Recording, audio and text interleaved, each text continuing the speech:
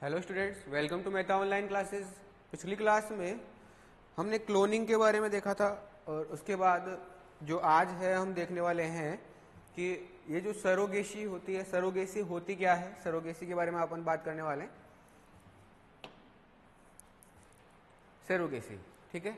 तो सरोगेसी होती क्या है इसके बारे में अपन अगर जानना चाहें तो सरोगेट जो वर्ड है ये एक लैटिन ओरिजिन से ओरिजिनेट हुआ एक वर्ड है। लैटिन वर्ड जो है किसका नाम, ये जो वर्ड है अपना सरोगेटस, इससे ये डेराइव हुआ है। इसका मतलब क्या होता है सरोगेटस का कि it mean a substitute that is a person appointed to act in the place of another.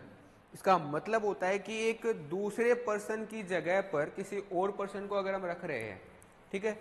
जैसे एक पर्सन था, उसका कोई काम था, उसको उसकी जगह पे हमने किसी और को रख लिया, ठीक है। तो इसको अपन क्या बोल देते हैं, सरोगेसी या सरोगेट, ठीक है, सरोगेट बोल देते हैं।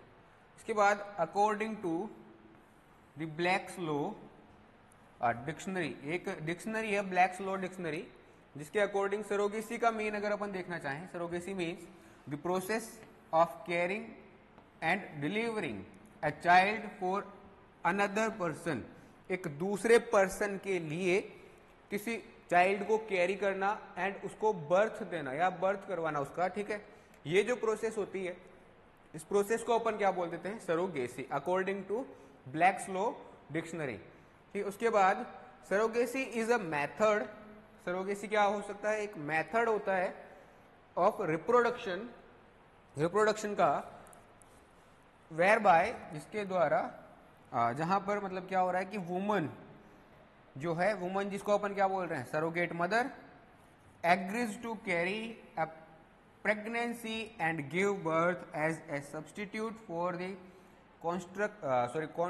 Contracted parties. कुछ एक कॉन्ट्रैक्टेड पार्टीज जो है, जैसे किसी ने कॉन्ट्रैक्ट साइन करवा लिया कि इस एक वुमन को जो है दूसरे पर्सन के लिए, जिस पार्टी ने यहाँ पे कॉन्ट्रैक्ट साइन करवाया उसके लिए यहाँ पर एक चाइल्ड को कैरी करना है, जब तक कि वो 9 मंथ कंप्लीट ना हो जाए तब तक उसको कैरी करना है, और कैरी करने के बाद जब उसको बर्थ दिया जाएगा तो वो उस चाइल्ड को उन मदर एंड फादर को सौंप देगी, ठीक है। तो ये जो प्रोसेस है इसको अपन क्या बोल देते हैं, सरोगेसी। इसके बाद types on the basis of method, methods के बेसिस पर अगर अपन टाइप्स को देखना चाहें कि टाइप्स क्या क्या होते हैं, तो टाइप्स देखो यहां पर कौन कौन से हैं। ट्रेडिशनल सरोगेसी और पार्शियल सरोगेसी भी इसको कह देते हैं। ट्रेडिशनल यानी कि जो चलन में है, जो लगातार पुराने टाइम से चलती आ रही है, वैसे टाइप की सरोगेसी या पार्शियल सरोगेसी। दूसरा गेस्टेशनल सरोगेसी और टोटल सरोगेसी। ये दूसरी वाली जो सरोगेसी है गेस्टेशनल सरोगेसी, इसी को अपन क्या नाम दे देते हैं, टोटल सरोगेसी नाम दे देते हैं। उसके बाद type on the basis of money, money के बेसिस पर commercial surrogacy and emotional surrogacy. ये भी दो टाइप की हो गई, एक कमर्शियल एक इमोशनल, ठीक है। अब इनके बारे में आगे अपन बात करें, जैसे ट्रेडिशनल सरोगेसी के बारे में बात करें तो ट्रेडिशनल सरोगेसी जो है इसको एक नाम से और बोला था अपन ने, क्या, पार्शियल सरोगेसी। मतलब ये पूरी सरोगेसी नहीं है, ये कैसी है, अभी हाफ सरोगेसी है। इसके क्या होता है, इसके अंदर क्या होता है, in the traditional cases the surrogate mother will be artificially inseminated, artificially inseminated होगी, ठीक है। उसके अंदर इंसेमिनेशन करवाया जाएगा artificially with the sperm of intended father, जिसका बच्चा यहाँ पे कैरी करना है उस फादर का स्पर्म यहाँ पर इसके अंदर इंजेक्ट करवाया जाएगा, आर्टिफिशियल इंसेमिनेशन उसका करवाया जाएगा, जिससे कि of the sperm from a donor when the sperm count is low. जब स्पर्म काउंट लो हो उस टाइम पे क्या करेंगे, फादर से लेंगे स्पर्म एंड मदर के अंदर ट्रांसफर करवा देंगे। Here the mother would be genetically related with the baby, baby के साथ जेनेटिकली रिलेट करेगी, because in either case the surrogates oven egg will be used. क्योंकि इस वाले केस में हम क्या कर रहे हैं कि ये जो मदर है जिसको अपन ने सरोगेट मदर के रूप में काम में लिया है, इसका खुद का ही एग यहाँ पर काम में आ रहा है, ठीक है। तो इसीलिए ये जो मदर है ये जेनेटिकली इसके साथ रिलेटेड है।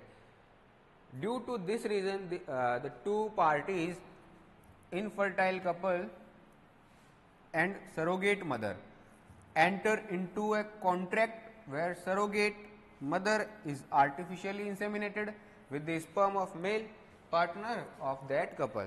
जिसके अंदर हम क्या कर रहे हैं, जैसे कि एक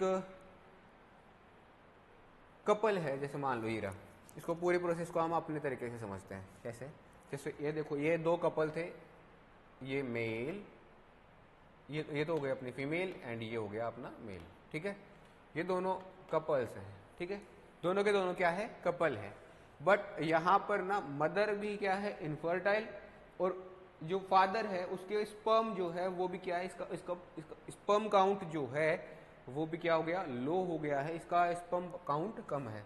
तो अब ये जो फादर है इसमें से स्पर्म को लिया जाएगा एंड स्पर्म को आर्टिफिशियली इंसेमिनेट करवाया जाएगा किसी और मदर में, थर्ड पार्टी या थर्ड जो फीमेल है उसके अंदर यहाँ पर ट्रांसफर करवा दिया जाएगा, इंसेमिनेशन करवा दिया जाएगा, जिसके कारण अब यहाँ पे इसका एग नहीं लिया गया है।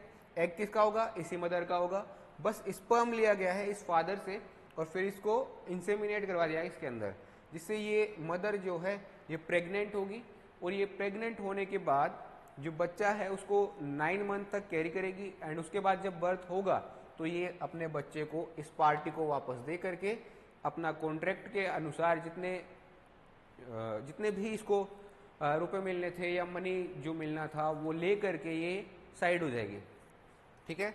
तो इस टाइप की सरोगेसी जिसके अंदर पूरी तरह से मतलब इन दोनों का बच्चा नहीं है, ये मदर का कोई भी रोल इसके अंदर नहीं है, क्योंकि अगर इसका एग होता तो ये जेनेटिकली रिलेट करती, बट रिलेट कौन कर रही है, ये मदर। तो ये पार्शियल सरोगेसी है, ना कि टोटल सरोगेसी, ठीक है। इसलिए इसको अपन क्या बोलते हैं, पार्शियल सरोगेसी और ट्रेडिशनल सरोगेसी। दूसरा गेस्टेशनल सरोगेसी, इसी को अपन क्या नाम दे देते हैं, टोटल सरोगेसी, इसी को टोटल सरोगेसी भी नाम दे देते हैं। इसके अंदर देखो हम क्या कर रहे हैं, in order for a pregnancy to take place, इसके अंदर एक प्रेगनेंसी को टेक प्लेस होने के लिए sperm comma egg and a uterus are required. इसके लिए क्या क्या रिक्वायर होगा, एक स्पर्म, एक एग और एक यूट्रस यहाँ पे रिक्वायर होगा। In case of gestational surrogacy, gestational जो सरोगेसी है इसमें क्या करेंगे, the eggs are extracted from the intended mother, जो मदर और फादर जो कि अपना बच्चा पैदा नहीं कर पा रहे हैं, इनफर्टाइल है, उनमें से एग को एक्सट्रैक्ट करेंगे, ठीक है, और एग डोनर से, ठीक है, and mixed with sperm from the intended father, उस इंटेंडेड फादर जो है दूसरा उसी का जो पार्टनर है, दोनों से लेंगे, पार्टनर से ही, मदर एंड फादर दोनों से एग स्पर्म को कलेक्ट करेंगे, ठीक है, sperm donor in vitro. In case of total surrogacy, an embryo created by a process of in vitro fertilization, इसके अंदर अब क्या करेंगे, जैसे एग और स्पर्म अपन ने कलेक्ट कर लिया और कलेक्ट करने के बाद स्पर्म और एग को हम फर्टिलाइज करवाएंगे इन विट्रो, यानी कि लैब के अंदर जो है, टेस्ट ट्यूब के अंदर हम ये काम करवाएंगे, ठीक है। उसके बाद फर्टिलाइजेशन जब हो जाएगा कंप्लीट, इसके बाद इसको क्या करवा देंगे, इम्प्लांट करवा देंगे इनटू द सरोगेट यूट्रस, जो सरोगेट मदर है उसके यूट्रस के अंदर हम इसको ट्रांसप्लांट करवा देंगे, ठीक है। Here the mother is not genetically related to the child, यहाँ पर जो है जो सरोगेट मदर है जिसके अंदर हमने बच्चे को डेवलपमेंट के लिए रखा हुआ है 9 मंथ के लिए, वो जेनेटिकली यहाँ पर रिलेट नहीं करती है इस मदर के साथ, ठीक है, not genetically related to child. The gestational surrogacy can be described as वॉर्म लीजिंग प्रोसेस, इस वाली प्रोसेस को हम एक नाम और बोल सकते हैं क्या, कि वॉर्म लीजिंग प्रोसेस, क्योंकि हमने यहाँ पे क्या किया हुआ है, जो गर्भाशय है, यूट्रस है, उसको हमने क्या किया हुआ है, यहाँ पे लीज पर लिया हुआ है, बाकी इस मदर का जेनेटिकली कोई रिलेशन नहीं है उस चाइल्ड के साथ, ये बस उसको लीज पर लिए हुए है थोड़े टाइम के लिए, जब तक कि इसका पूरा एम्ब्रियोनिक डेवलपमेंट नहीं होगा तब तक ये अपने पास रखेगी।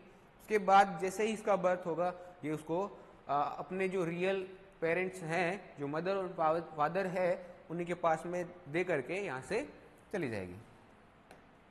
उसके बाद कमर्शियल सरोगेसी किसे कहते हैं, commercial surrogacy, in commercial surrogacy arrangements, the surrogate mother enter into the agreement with the commissioning partners, the parents of single parent to bear the burden of pregnancy. ठीक है, इसके अंदर हम क्या कर रहे हैं, इसके अंदर प्रॉपर एक जो है एग्रीमेंट साइन कराया जाता है. कमर्शियल जो सरोगेसी है इसके अंदर एग्रीमेंट साइन करवाया जाता है, और एग्रीमेंट जो है वो ये होता है कि ये जो मदर है ये तब तक रखेगी जब तक कि प्रेगनेंसी या प्रेग्नेंट जो मतलब इसका एम्ब्रियोनिक डेवलपमेंट जब तक पूरा नहीं हो जाता, चाइल्ड का एम्ब्रियोनिक डेवलपमेंट जब तक पूरा नहीं हो जाता. उसके बाद जैसे ही ये एम्ब्रियोनिक डेवलपमेंट कंप्लीट होगा, उसके बाद ये बच्चा जो है ये किसके पास चला जाएगा, जिससे इसने एग्रीमेंट साइन करवाया है उसके पास में. ठीक है, in return to her agreeing, उसके एग्री होने के जो या अगर एग्री हो रही है मदर तो इसके बदले में इसको कुछ मिलना भी तो चाहिए. तो इसको जो है यहाँ पर कमीशनिंग जो पेरेंट है वो इसके लिए इसको कितने रुपए देंगे, लगभग अराउंड $25,000 से लेके $30,000 तक इसको पे करेंगे इन इंडिया. यहाँ इंडिया के अंदर यहाँ पर पे करेंगे, which is around 1/3 of that in developed countries like the USA, जो कि USA जैसी कंट्रीज जो है उनका 1/3 ही है. वहां पर मतलब इससे ज्यादा दिया जाता है, लगभग 75,000 to 90,000 के लगभग यहाँ पर दिया जाता है. बट इंडिया में कितना दिया जाता है, लगभग $25,000 to $30,000 के लगभग यहाँ पर पे किया जाता है उस मदर को. ठीक है, उसके बाद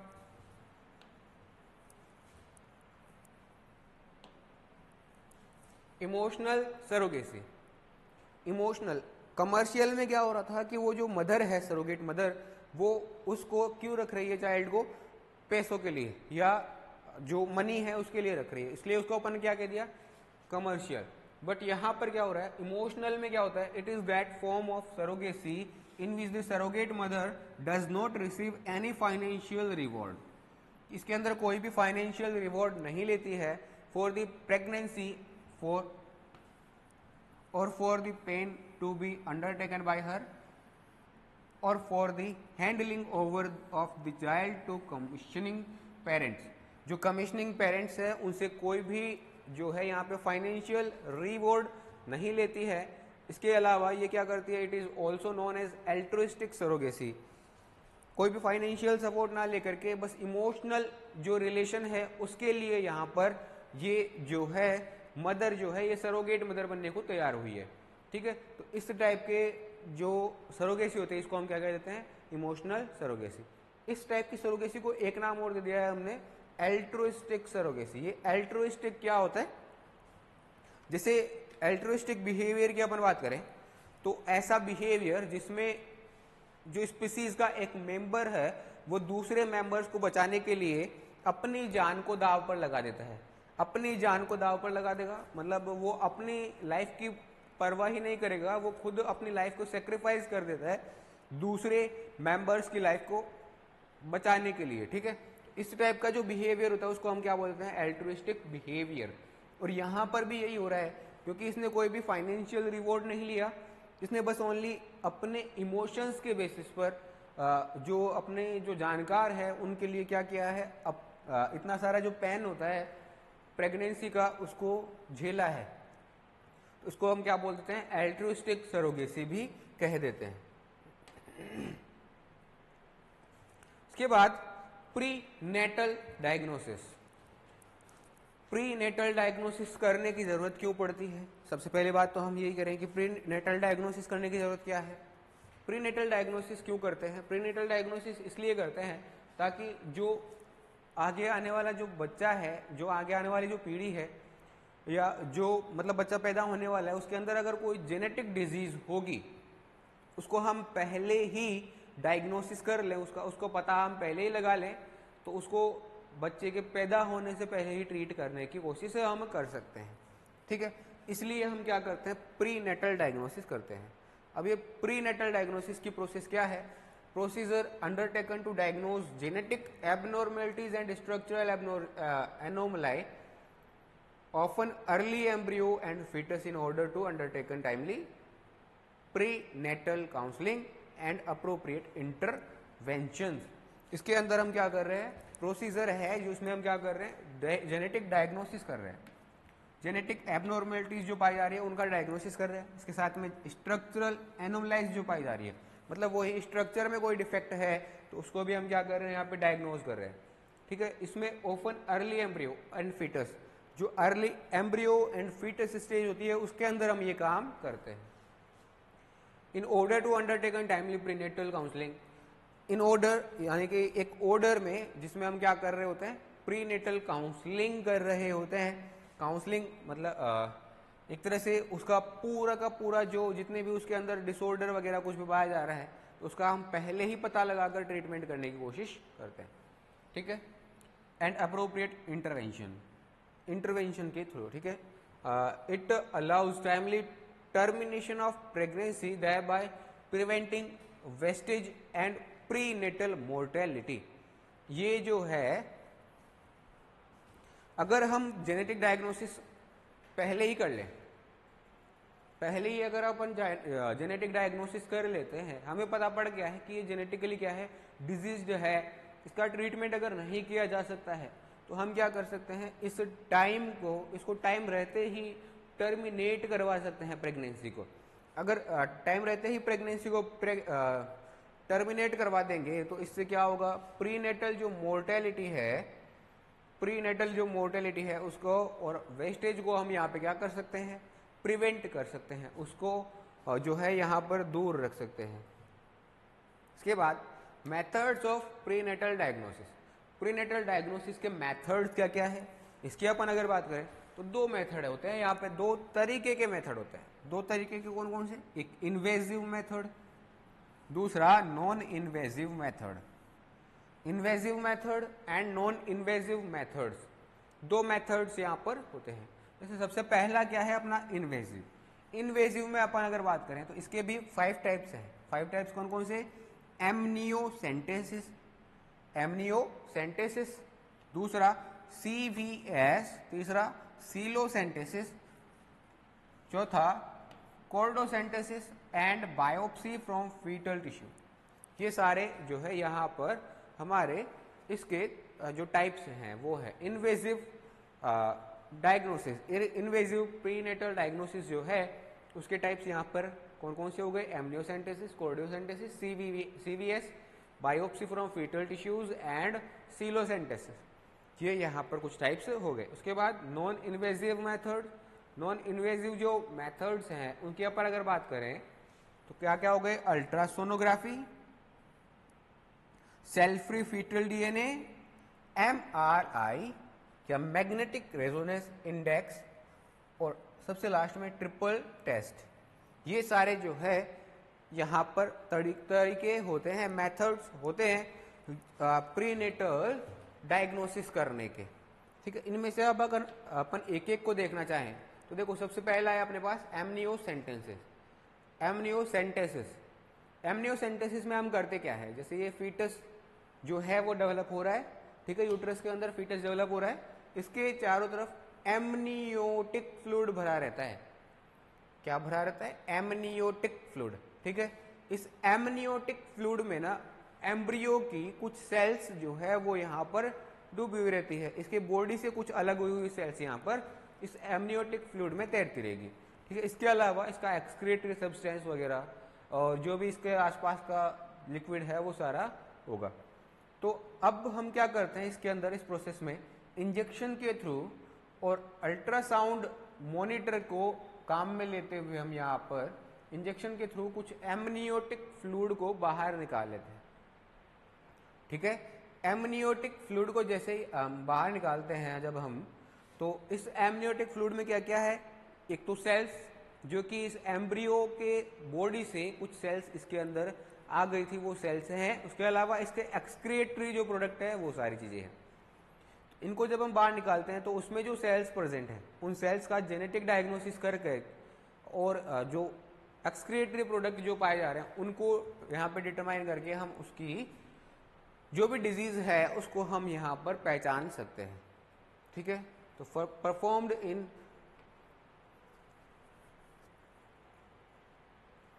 सेकेंड ट्रिमेस्ट्रेज जो है उसके अंदर यहाँ पर परफॉर्म करते हैं। और ये जो एमनियोसेंटेसिस है ये कितना होता है, -1 इन 300 to 500 वुमन मिसकैरी। 300 to 500 वुमन के अंदर अपन अगर देखें तो उनमें से ओनली 1 वुमन जो है वो मिसकैरेज करती है। इसके बाद एमनियोसेंटेसिस, इसके बाद कोर्डियोसेंटेसिस। इसमें क्या करते हैं, इसको एक नाम और दे देते हैं हम, PUBS। इसके अंदर हम क्या कर रहे हैं, देखो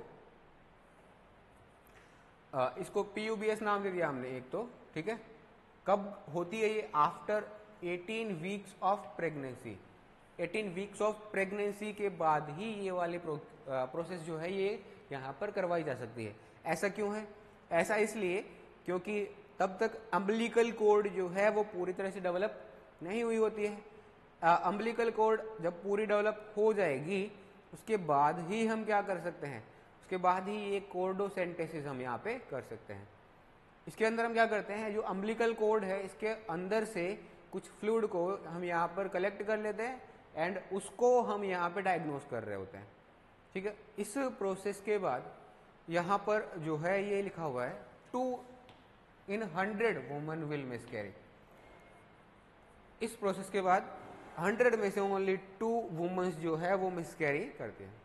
इसके बाद फीटल टिश्यू बायोप्सी। इसके अंदर हम क्या करेंगे, फीटल टिश्यूज की बायोप्सी करेंगे। Performed between 17 to 20 week gestation. जब गेस्टेशन का टाइम चल रहा होगा और 17 to 20 वीक हो चुके होंगे डेवलपमेंट को, उस टाइम पे ये वाली प्रोसेस जो है परफॉर्म की जाती है। इस प्रोसेस के थ्रू जो है 1000 में से लेस देन 1 वुमन ही इन्फेक्शन शो करती है। इस प्रोसेस में जब हम डायग्नोसिस कर रहे होते हैं तो 1000 में से ओनली 1 वुमन ही जो है इन्फेक्शन शो करती है। ये देखो यहाँ पर हम कर क्या रहे हैं, इंजेक्शन लिया, इंजेक्शन के थ्रू हम यहाँ पर जो वेजाइना है, वेजाइना में ट्रांसड्यूसर की हेल्प से प्लेसेंटा के अंदर से फीटल टिश्यूज को यहाँ पर हम ले लेते हैं। कुछ फीटल टिश्यूज को यहाँ पे कलेक्ट कर लेते हैं और फीटल टिश्यूज को कलेक्ट करके इनकी बायोप्सी हम यहाँ पे कर रहे होते हैं। उसके बाद सीलोसेंटेसिस। सीलोसेंटेसिस ये कब होता है, ये होता है लगभग 10 वीक आफ्टर प्रेगनेंसी के 10 वीक जब हो चुके होते हैं उसके पहले, before 10 week of pregnancy. Pregnancy के 10 वीक पहले हम ये वाली जो प्रोसेस है इसको परफॉर्म करते हैं। इसके अंदर हम क्या करते हैं, coelomic space between amniotic membrane and uterine cavity. जो यूटेराइन कैविटी और एमनियोटिक मेम्ब्रेन के बीच में सीलोमिक स्पेस पाया जाता है, वहां से हम यहाँ पर कुछ लिक्विड को कलेक्ट करते हैं एंड कलेक्ट करके उसका हम डायग्नोसिस यहाँ पे कर रहे होते हैं। तो सीलोसेंटेसिस हो गया। फीटल लॉस इसमें 0 होता है, ठीक है, फीटल लॉस इसके अंदर 0 होता है। इसके बाद अल्ट्रासोनोग्राफी। अल्ट्रासोनोग्राफी ये जो मेथड है ये कौन से वाला टाइप का मेथड है, नॉन इन्वेजिव मेथड। मतलब इसके अंदर हम जो है इन्वेजन टाइप की चीजें नहीं करवा रहे होते हैं। उसमें तो हम क्या करवा रहे थे, उसके अंदर हम इंजेक्शन ले रहे थे और इंजेक्शन को इन्वेज करवा रहे थे, इन्वेजिनेट करवा रहे थे। बट यहाँ पर हम क्या इन्वेजिनेट करवा रहे हैं क्या, नहीं, यहाँ पर हम बाहर से ही जो है अल्ट्रासाउंड के थ्रू यहाँ पर जो अपना एम्ब्रियो है उस एम्ब्रियो को हम यहाँ पर डायग्नोज कर रहे होते हैं। तो देखो कैसे करते हैं, मेडिकल इमेजिंग, मेडिकल प्रोसेस के थ्रू यहाँ पर हम इमेजिंग करेंगे उसको। इमेजिंग करवाने के बाद इमेजिंग टेक्निक होती है ये, ठीक है, that uses high frequency sound, high frequency sound waves को ये काम में लेती है। इसलिए हम इसको क्या बोलते हैं, अल्ट्रा साउंड।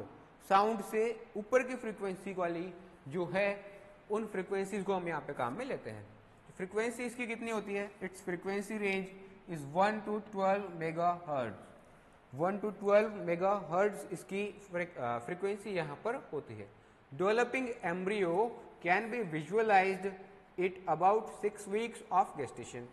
ये जो डेवलपिंग एम्ब्रियो है ये विजुअलाइज हो सकता है कब, about 6 weeks of gestation. Gestation के 6 वीक्स में ये जो है यहाँ पर दिखाई देने लगता है। उससे पहले यहाँ पे एम्ब्रियो दिखाई नहीं देता है। तो अल्ट्रासाउंड से हम क्या यहाँ पे एम्ब्रियो को डिटेक्ट कर पाएंगे? नहीं।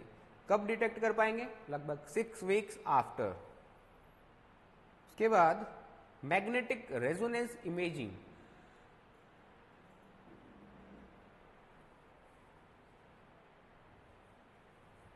मैग्नेटिक रेजोनेंस इमेजिंग, इसमें हम क्या कर रहे होते हैं? मैग्नेटिक फील्ड को काम में लेते हुए, मैग्नेटिक रेजोनेंस को यहां पे काम में लेते हुए जो है इमेजिंग या इमेज को तैयार करते हैं। MRI is combined with ultrasound usually.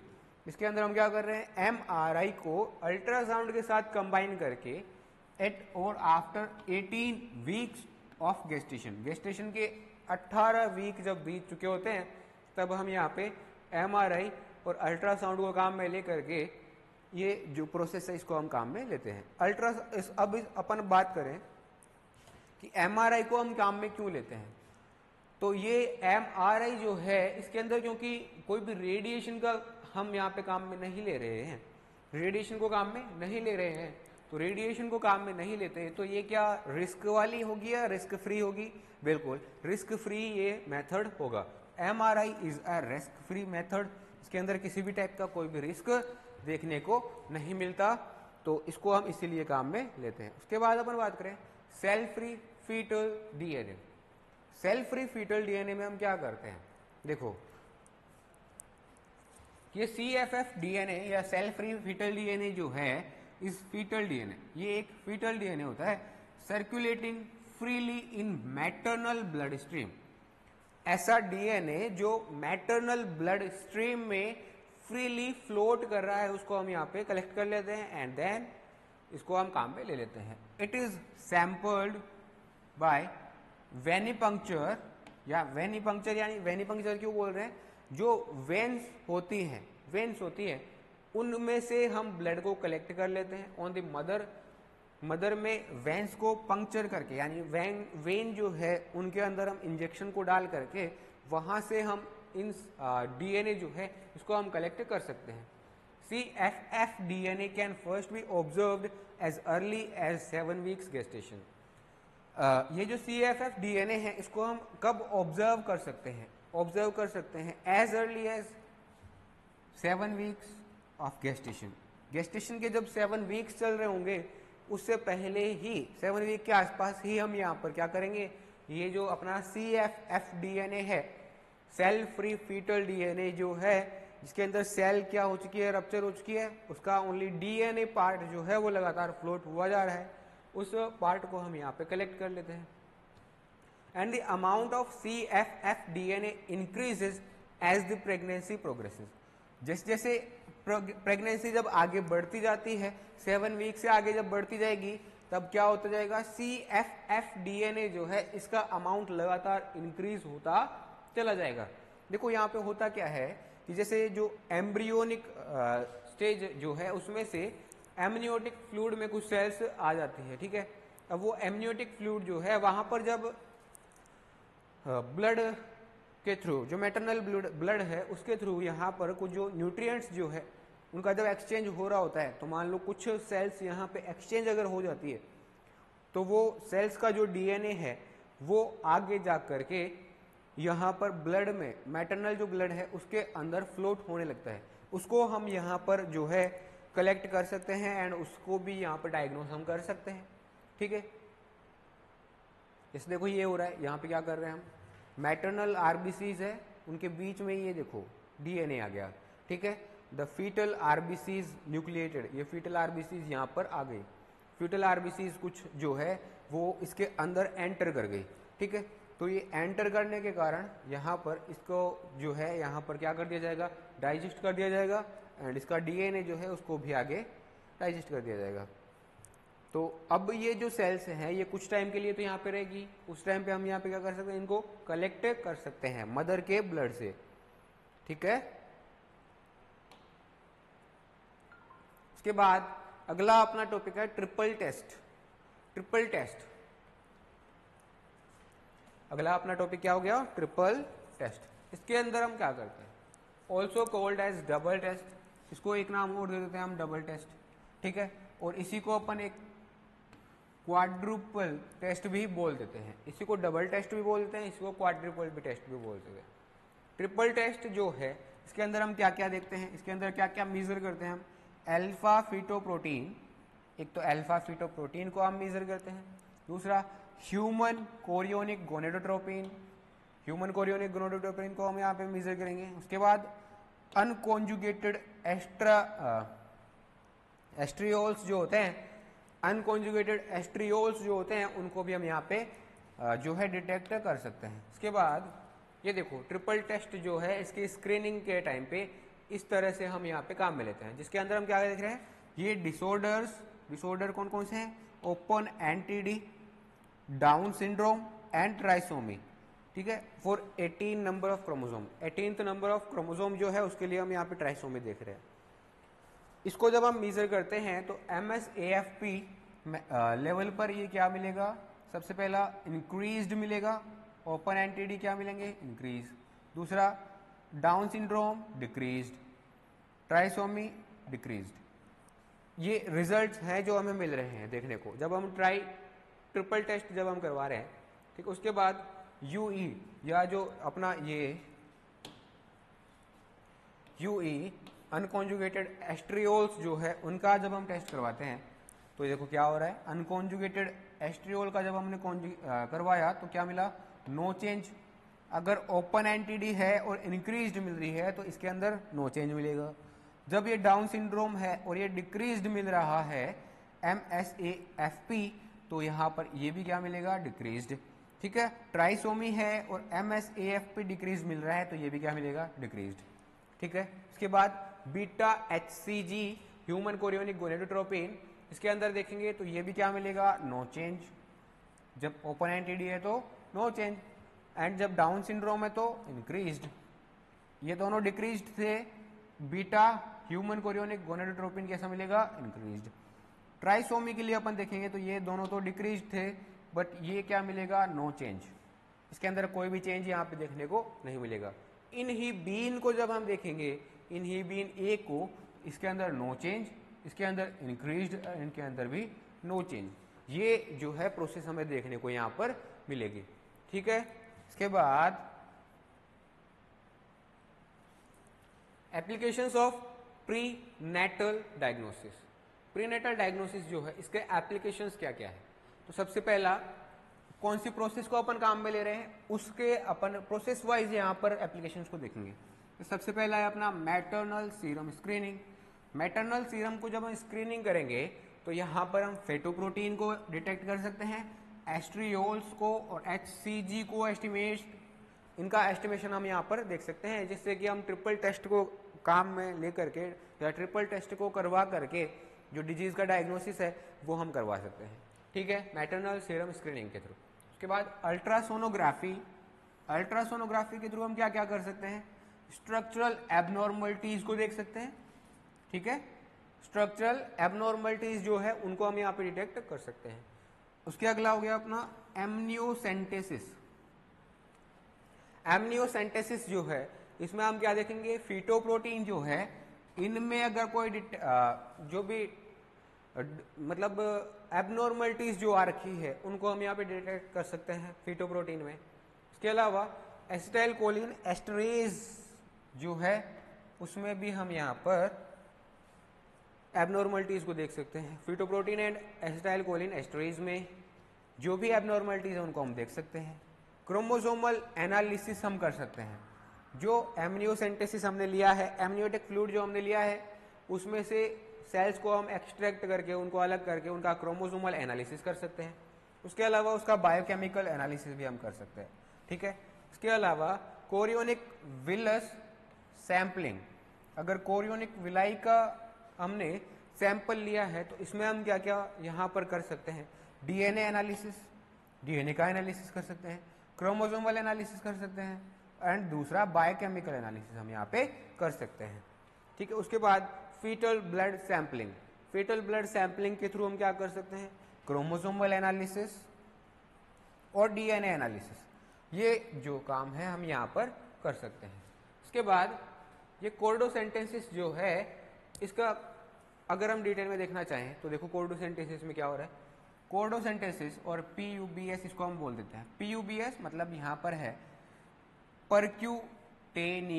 Percutaneous umbilical blood sampling. Percutaneous umbilical blood sampling, जो अम्बिलिकल कोड के अंदर जो ब्लड बह रहा है उसकी हमने क्या कर दी, परक्यूटेनियस सैंपलिंग यहां पर ली हुई है। Is the sampling of blood from the umbilical cord, इसको हम क्या बोल देते हैं, sampling of blood from umbilical cord भी कह देते हैं। ऑब्जेक्टिव, इसका ऑब्जेक्टिव क्या क्या है, prenatal diagnosis and foetal therapy. इसका ऑब्जेक्टिव है ही क्या, man, prenatal diagnosis and foetal therapy. इसके अलावा टाइमिंग क्या है, can be performed as early as 16 weeks of gestation. Gestation के 16 वीक्स के अंदर हम यहाँ पे इसको परफॉर्म कर सकते हैं, but commonly performed between 18 to 22 weeks of gestation. Gestation के 18 to 22 वीक्स ऑफ गेस्टेशन यहाँ पर हमें देखने को मिलता है प्रीनेटल डायग्नोसिस किसके थ्रू, कोर्डोसेंटेसिस के थ्रू। ये हुए आज के अपने सारे के सारे प्रीनेटल डायग्नोसिस एंड सरोगेसी।